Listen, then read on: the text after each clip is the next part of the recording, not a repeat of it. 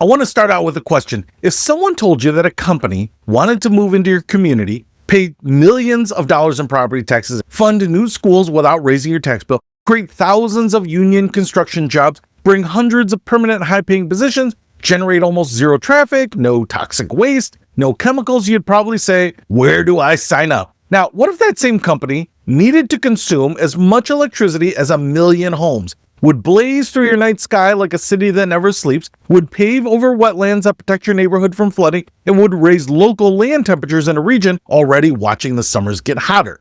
That's the data center dilemma, and it has arrived in a very, very big way.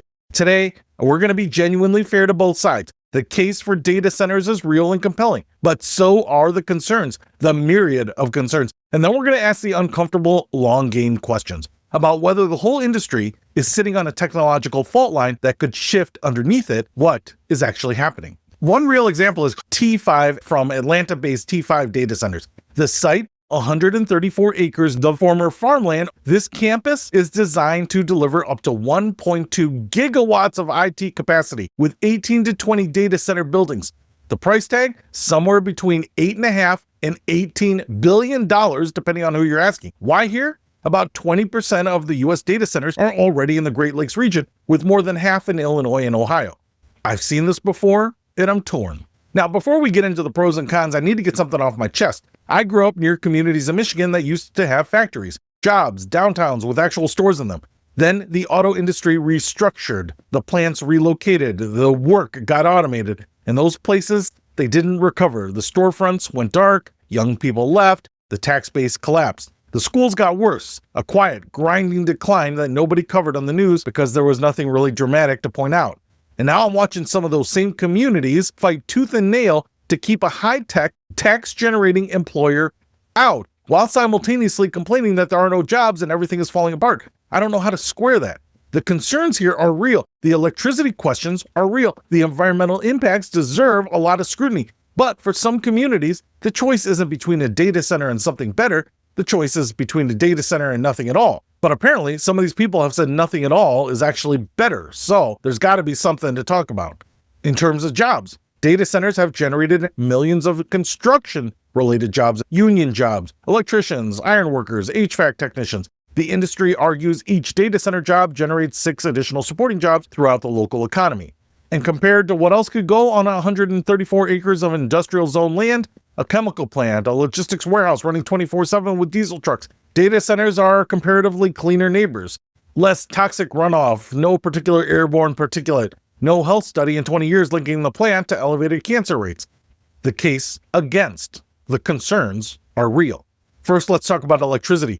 The independent monitor over PJM, the nation's largest power grid, determined that a significant portion of capacity auction price increases were driven by data center demand.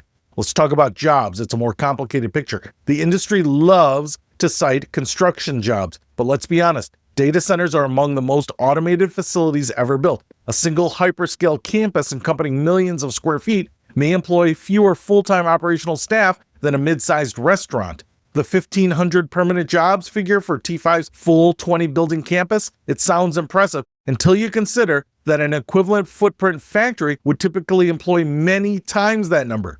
The job multiplier argument depends on workers actually living and spending in the community. 50 full-time employees don't fill restaurants and sustain tax bases the way 500 do. The construction boom is real. The ongoing employment story is a different case. Let's talk about water.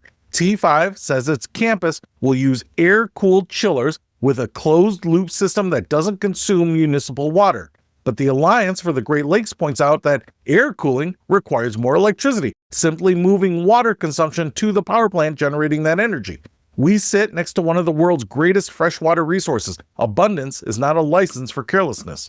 We also have to talk about flooding and wetlands. The wetlands and detention basins aren't decoration. They are infrastructure that keeps water out of basements. Every time we convert previous farmland to impervious surfaces, we reduce the land's ability to absorb rainfall and push more water faster into a drainage system that is already at capacity, essentially building a solid roofline and hardscape.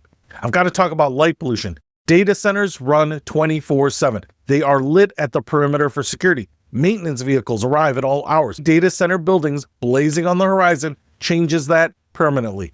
Light pollution ordinances exist. Shielded lighting technology exists. Dark sky compliance standards exist. Here's something I didn't know about, and it was brought to my attention. Heat islands. And this one is pretty serious. A research team led by the University of Cambridge, using NASA land surface temperature data across more than 6,000 hyperscale data centers over 20 years, found that the surrounding areas saw an average temperature increase of about 3.6 degrees Fahrenheit after the facilities began operations. In extreme cases, up to 16 degrees Fahrenheit, and measurable effects extended up to 6.2 miles away, affecting an estimated 340 million people worldwide. They've named it the data heat island effect.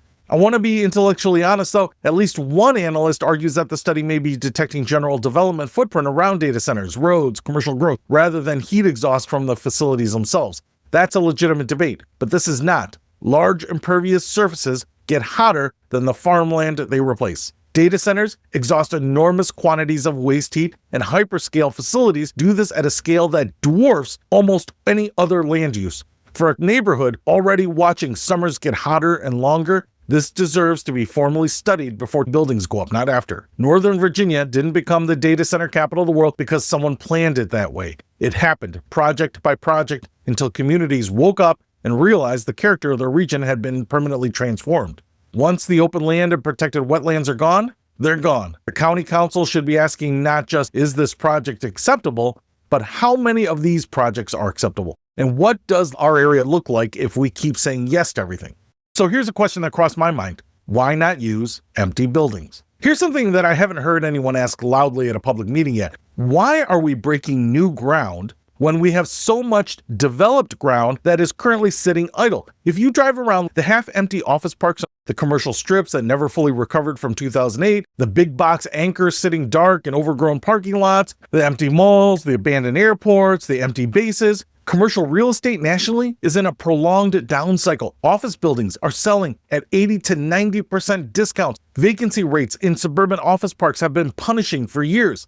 The data center industry itself has been grappling with this. In 2025, the conversion of office parks into data center campuses became a recognized trend. The iconic steel-case pyramid in Michigan was repurposed into a state-of-the-art data center. A former Chicago Times printing facility underwent a similar transformation.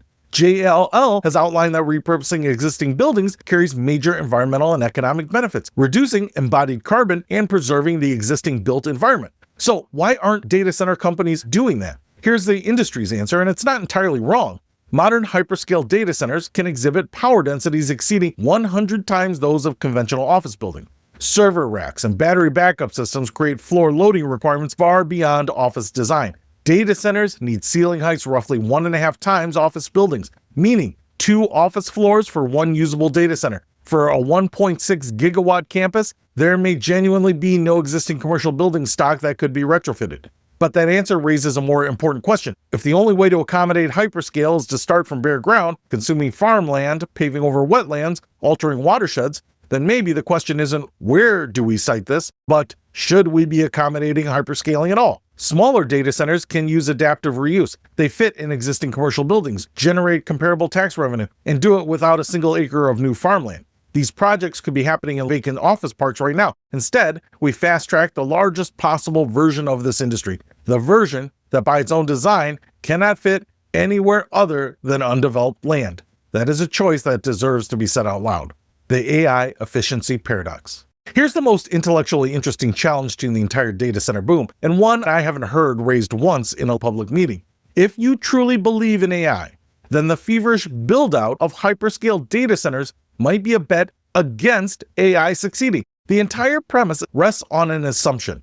As AI grows, demand for computing power keeps growing with it. More AI use, more data, more processing, more servers, more electricity, more buildings. Always bigger, always more. But there's a competing theory gaining serious traction.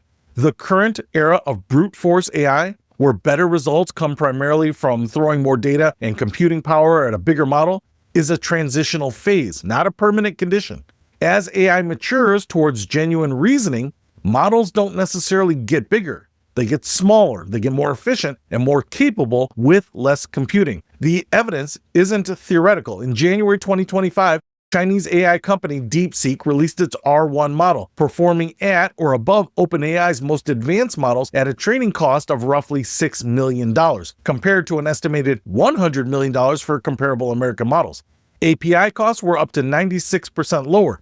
DeepSeek achieved this through architectural innovation, smarter design, efficient information flow, and model distillation, where a smaller student model learns the essential intelligence of a larger teacher model.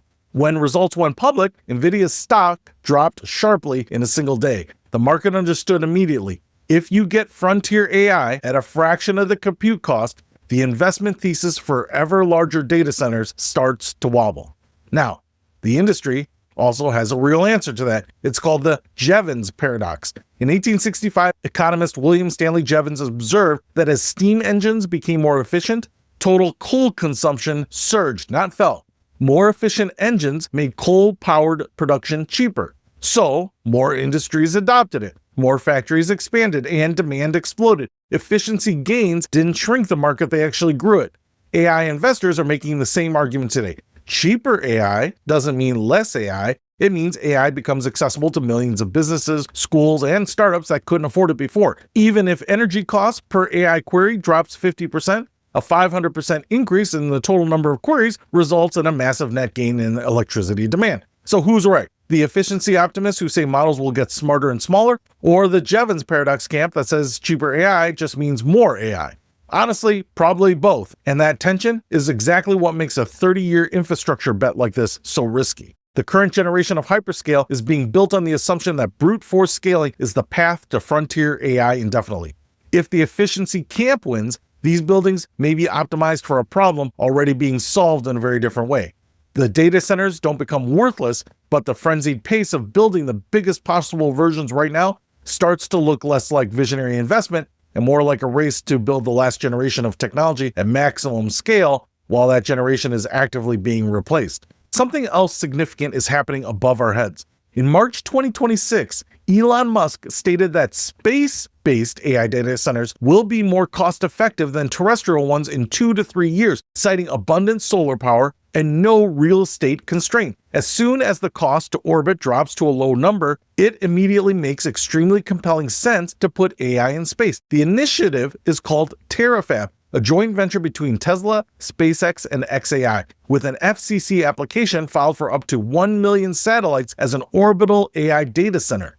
Google is also in on this. Project Suncatcher plans to launch prototype satellites in early 2027, with CEO Sundar Pichai saying, "A decade or so away, we will be viewing space-based data centers as a more normal way to build." One space infrastructure CEO estimates terrestrial facilities operate at about 5 cents per kilowatt hour, while space-based data centers could drop that to 0.1 cent. 97% lower. I want to be honest, because there are probably years before this becomes truly viable. A successful satellite demonstration would only be the first step.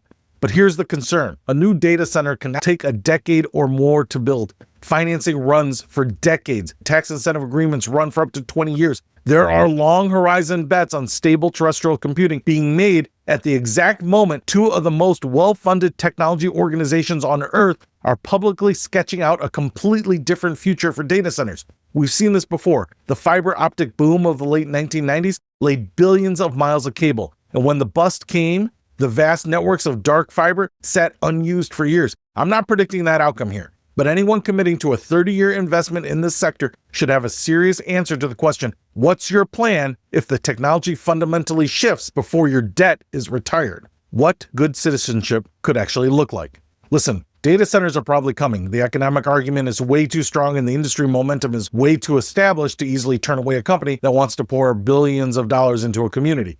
But probably coming is way different than comes on any terms. Some data centers in Europe capture excess server heat and pipe it into district heating networks for nearby homes. Instead of exhausting thermal energy into the local environment and raising land temperatures, they capture it and use it and give it back to the community. That's pretty elegant engineering and genuine civic partnership in one package. Other commit to bring your own energy models, installing on-site solar or wind generation so they're not competing on the grid with the surrounding neighborhoods. Any data center company that wants to be genuinely welcomed should come to the table with binding renewable energy commitments, full transparency on water and energy use, real community benefit agreements with teeth, educational partnerships with local schools, an independent hydrological impact plan, specific enforceable dark sky standards, annual independent review of thermal impacts, a decommissioning plan if the technology shifts before the debt is retired, and a cumulative impact framework, evaluating not just this project in isolation, but what all data center approvals combined mean for the region's land,